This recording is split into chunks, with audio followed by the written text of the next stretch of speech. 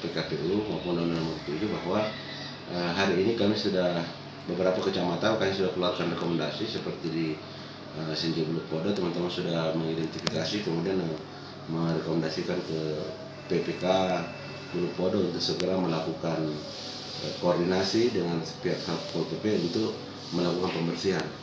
Karena sebagaimana diatur dalam peraturan KPU bahwa wewenang yang akan melakukan pembersihan adalah kewenangan Satpol PP sebagai bentuk penegakan perda, karena yang mengatur tentang zonasi adalah peraturan pemerintah daerah.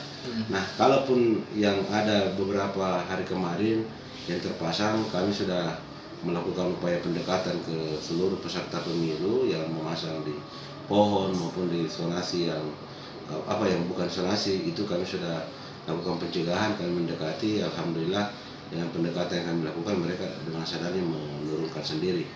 Nah, pribadi itu adalah wilayah privasi yang memang kami tidak punya kewenangan untuk melakukan pembersihan di situ, akan tetapi tetap kami pantau terkait persoalan etika dan estetika, termasuk juga misalnya jika ada yang menggunakan pohon, maka tentu kami akan memberikan peringatan untuk tidak memaku di pohon, karena itu bertentangan dengan ketentuan lainnya dalam hal ini Undang-Undang Lingkungan Hidup.